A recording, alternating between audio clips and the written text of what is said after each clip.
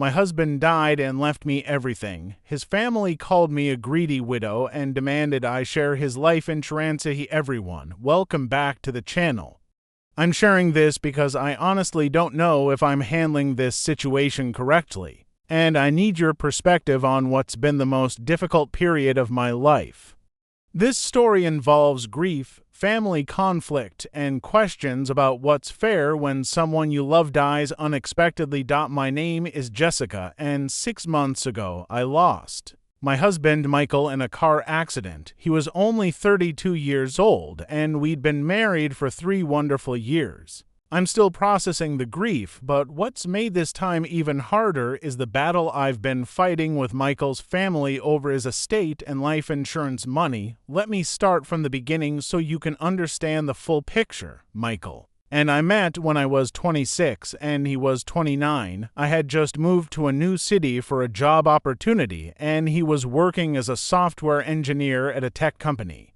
We met at a coffee shop near my apartment. Such a cliche, but it's true. I was struggling with my laptop, and he offered to help. One conversation led to another, and before I knew it, we were talking for 3 hours. Michael was unlike anyone I'd ever met. He was kind, intelligent, funny, and had this way of making everyone around him feel important and heard. He was also incredibly close to his family, his parents, David and Linda, and his younger sister, Amy. They lived about 2 hours away, and Michael visited them at least twice a month. When Michael first introduced me to his family about 4 months into our relationship, I was nervous but excited. I wanted them to like me because I could see how much they meant to him. The first meeting went well enough. They were polite, asked about my job and background, and seemed genuinely interested in getting to know me, but as our relationship got more serious, I started noticing some subtle tensions. Nothing overt, just little comments here and there that made me feel like I was being judged or evaluated. Linda would make remarks about how different our backgrounds were. Michael came from a middle-class family in a small town, while I grew up in the suburbs and went to a private college. David would sometimes joke about how I was stealing their son away to the big city. Amy was probably the most welcoming initially, but even she had moments where she'd make comments about how Michael had changed since we started dating. She'd say things like, "Michael never used to care about fancy restaurants," or "he's becoming so urban now." I tried not to take these comments personally. I understood that they were protective of Michael, and change can be hard for families. Michael always defended me when these situations arose, but I could tell he was sometimes caught in the middle. When Michael proposed after 2 years of dating, his family's reaction was complicated. They were happy for him, of course, but I could sense some reservation. Linda made several comments about how fast everything was moving and how they barely knew me yet. David asked Michael multiple times if he was sure about this and suggested maybe we should have a longer engagement. Michael was frustrated by their response, but he tried to smooth things over. He had several private conversations with his parents about respecting his choices and welcoming me into the family. By the time our wedding rolled around, they seemed to have come around, and the day itself was beautiful and drama-free. Our marriage was genuinely happy. Michael and I complemented each other well. He was more laid back and helped me not take myself so seriously, while I encouraged him to pursue his career ambitions and try new experiences. We both wanted kids eventually, had started saving for a house, and were talking about our 5- and 10-year plans. Michael was also incredibly responsible about financial planning. He had a substantial life insurance policy through his work, plus a personal policy he'd taken out when we got engaged.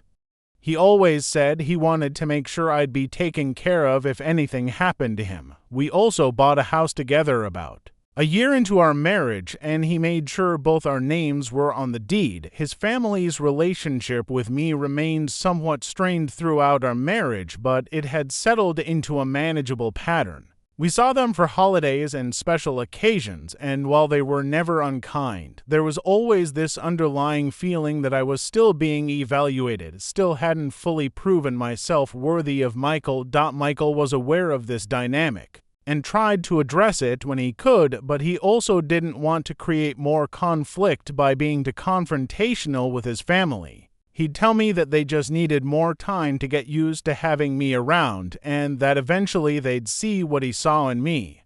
Then, 6 months ago, everything changed in an instant. Michael was driving home from work on a rainy Friday evening when a drunk driver ran a red light and hit his car.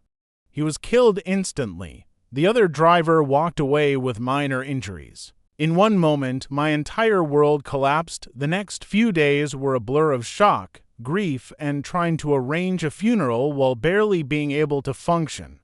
Michael's family stepped in to help with arrangements, and I was grateful for their support. During those initial days, we were all grieving, and it felt like we were finally united in our love for Michael. The funeral was beautiful but heartbreaking.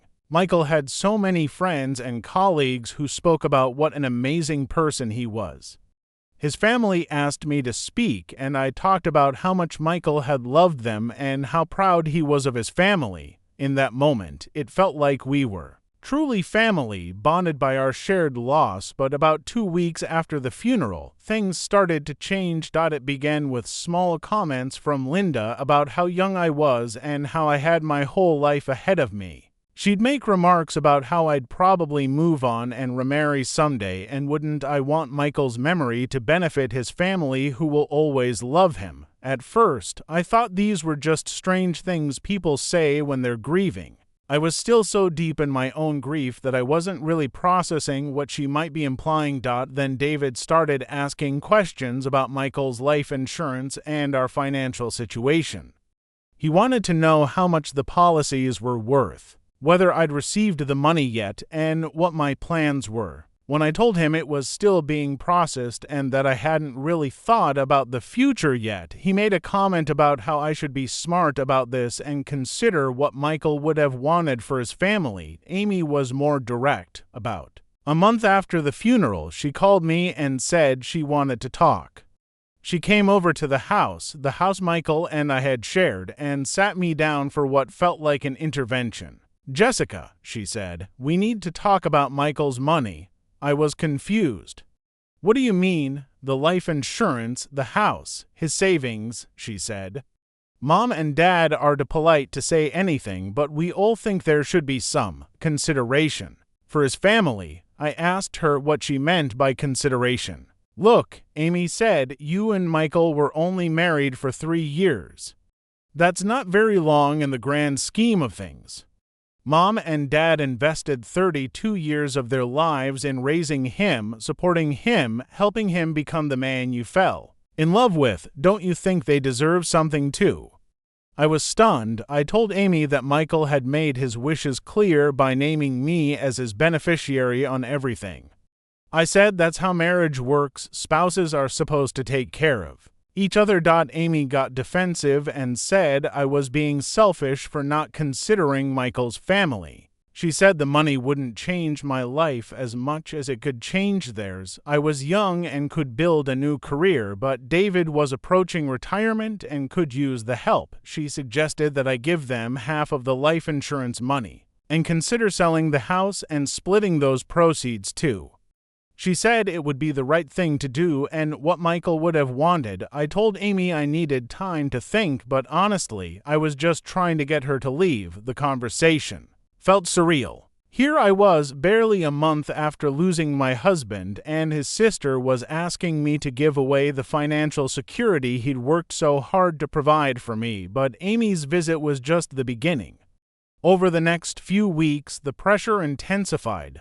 Linda started calling me regularly, always steering the conversation toward finances. She'd talk about how expensive Michael's funeral had been even though I had paid for most of it, how difficult things were for them financially, and how Michael had always been so generous with his family. She'd make comments like, "Michael always said family comes first, and I just keep thinking about what he would want us to do." She'd remind me of all the things they'd done for Michael over the years. Paying for his college, helping him with his first car, supporting him through difficult times. David started showing up at my house unannounced. He'd bring up memories of Michael as a child, talk about how much they'd sacrificed for him, and make pointed comments about how the life insurance money could help them pay off their mortgage or finally take the retirement they'd been putting off. The worst part was how they framed everything.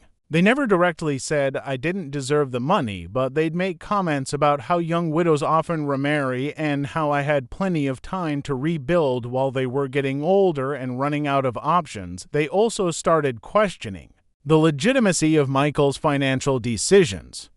Linda would say things like, "Michael never talked about money with us, so we don't really know what he was thinking." They also started questioning the legitimacy of Michael's financial decisions. Linda would say things like, "Michael never talked about money with us, so we don't really know what he was thinking, or he was so young, he probably didn't really understand the implications of these policies." When I pointed out that Michael had been very deliberate about his financial planning and had specifically chosen me as his beneficiary, David said, but that was when he thought he had decades ahead of him. Things change when someone dies so young. About 3 months after Michael's death, they escalated their approach. Amy called and asked me to meet them for dinner to discuss the situation as a family. I agreed, hoping we could finally resolve this tension and move forward. Instead, it turned into what felt like an ambush. All 3 of them were there, and they'd clearly planned what they were going to say. They presented me with what they called a fair compromise. I would keep 60% of the life insurance money and give them 40%. I would also sell the house and give them half of my share of the proceeds since Michael's name was also on the deed. They said this arrangement would honor Michael's love for his family while still taking care of me appropriately. Linda said she'd even researched what typical widow settlements looked like and believed this was more than fair. When I said I wasn't comfortable with this arrangement, the tone of the conversation changed dramatically.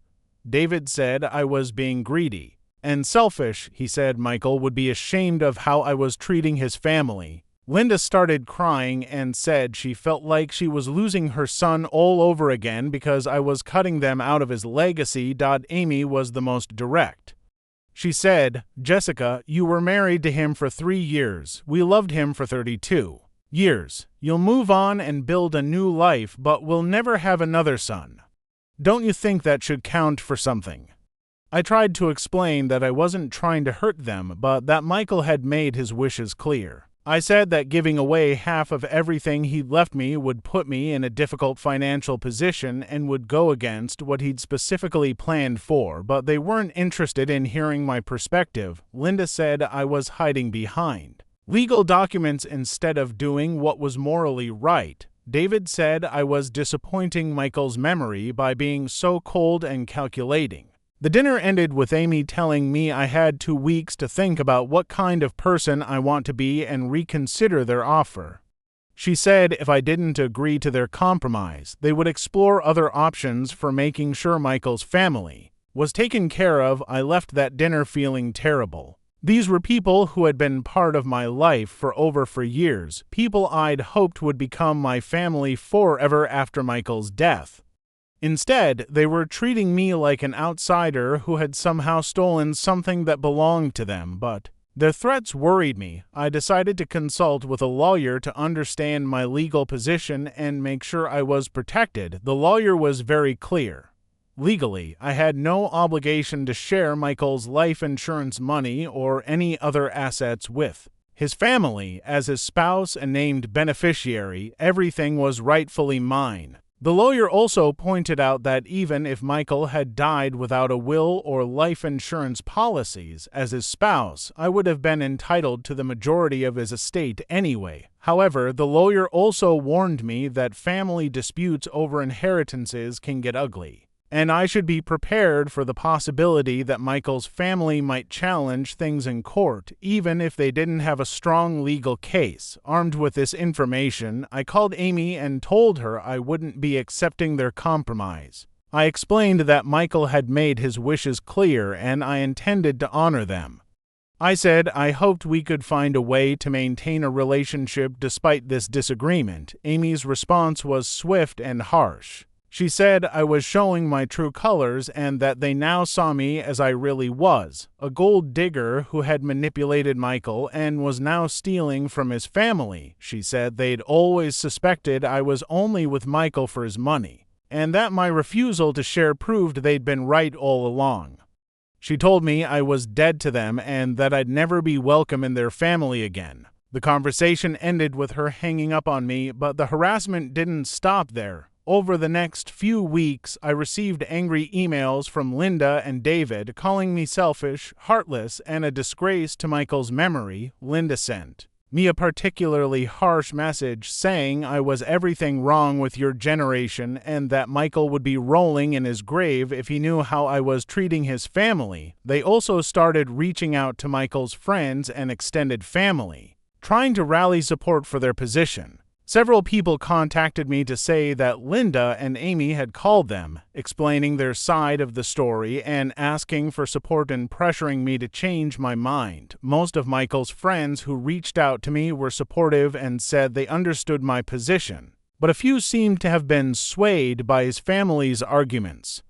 One of his college friends called to say he thought I should consider being more generous with people who had loved Michael longer than I had. Michael's grandmother, who I'd always had a good relationship with, called to say she was disappointed in me and thought I should do right by Michael's parents who had given him everything.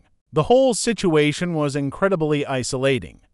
I was still grieving my husband, trying to figure out how to rebuild my life, and now I was being painted as a villain by people who were supposed to be my family. What hurt the most was how they were framing my decision. They made it sound like I was being greedy and heartless, when the reality was that I was simply following what Michael had specifically set up.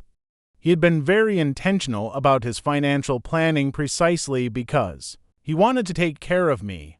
I also couldn't help but think about what this said about their opinion of Michael's judgment. If they truly believed I was a gold digger who had manipulated him, what did that say about their faith in his ability to make good decisions about his own life?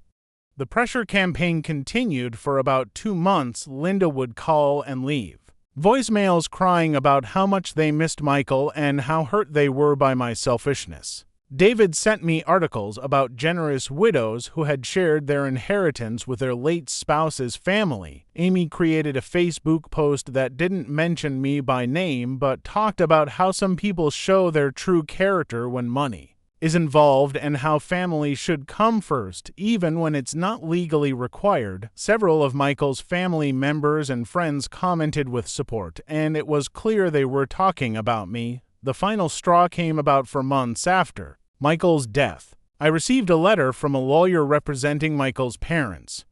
They were officially challenging the life insurance payout and the ownership of our house, claiming that Michael had been unduly influenced by me and that his financial decisions hadn't been made with sound mind and proper consideration for his family. The letter demanded that I agree to their original compromise or face a lengthy legal battle that would be costly for everyone involved. I was devastated. Not only was I being asked to defend my right to my husband's estate, but they were essentially arguing that my marriage had been built on manipulation and fraud.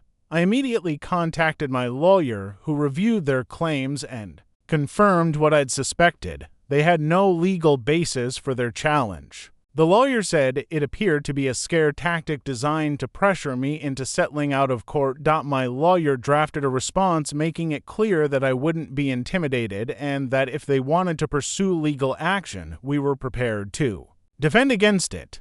We also pointed out that if they continued with a frivolous lawsuit, they could be responsible for my legal fees. Within 2 weeks of sending that response, their lawyer contacted mine to say they were withdrawing their challenge. They apparently realized they didn't have a case and weren't willing to risk the financial consequences of losing in court, but the damage to our relationship was done. Since then, I've had no contact with Michael's family. They didn't reach out on his birthday or the anniversary of his death. When I sent them a card on Linda's birthday, it was returned and opened. It's been 6 months since Michael died, and I'm still processing everything that's happened. The grief of losing him has been compounded by the loss of what I thought was My extended family, I feel like I've not only lost my husband, but also the people who knew him longest and loved him most. Sometimes I wonder if I should have just given them some money to keep the peace. It's not like I needed all of it, and it might have preserved our relationship. But every time I think about it, I come back to the same conclusion. Michael made his wishes clear, and giving in to their demands would have set a precedent that my marriage and my husband's decisions didn't matter. I also can't help but think about what their behavior revealed about how they really saw me. If they had truly considered me family, would they have made these demands? Would they have questioned my right to inherit from my own husband? The money has allowed me to take time off work to grieve and figure out my next steps. I'm considering going back to school for a master's degree, something Michael and I had talked about. I'm also thinking about moving to a different city for a fresh start, though leaving the house we shared feels like losing another piece of him. I've started seeing a therapist to work through the grief and the family conflict. She's helped me understand that their behavior wasn't really about money. It was about control and their inability to accept that Michael had chosen to build his primary family with me. My therapist has also pointed out that their arguments revealed some troubling attitudes about marriage and women. The idea that 3 years wasn't long enough to deserve full spousal rights, or that I should give away my financial security because I'm young and will remarry. These perspectives seem to devalue the commitment Michael and I made to each other. I've also realized that their behavior in this situation probably wasn't completely out of character. Looking back, I can see signs that they always struggled with boundaries and felt entitled to have input on Michael's major life decisions. The inheritance dispute was just the most extreme example of a pattern that had always existed. Still, I miss them. I miss having people to share memories of Michael with. I miss feeling like I was part of a bigger family. The holidays have been particularly hard without them, but I also feel proud of myself for standing up for what Michael wanted and what I believed was right. It would have been easier to give in to their demands, but it wouldn't have been honest to Michael's wishes or fair to the future he'd planned for me. I've learned a lot about grief, family dynamics, and my own strength over these past 6 months. I've learned that sometimes doing the right thing doesn't feel good and doesn't lead to happy endings. I've learned that family relationships can be conditional in ways you never expect. And I've learned that I'm stronger than I thought I was. So, that's my story. I lost my husband in a tragic accident, and instead of gaining support from his family during the hardest time of my life, I ended up in a battle over his estate that ultimately cost me those relationships too. What do you think? Did I handle this situation correctly, or should I have been more generous with Michael's family? Is 3 years of marriage enough to justify full spousal inheritance rights? Should family relationships take priority over legal documents and official wishes? I'm curious about your perspectives because I still sometimes wonder if there was a different way to handle this that might have preserved our family relationships while still honoring Michael's wishes. Let me know what you think in the comments below. And if you've been in a similar situation, dealing with family conflict during grief, I'd love to hear how you navigated it. Thanks for listening to my story. It's been therapeutic to share it, even if it doesn't have a neat, happy ending.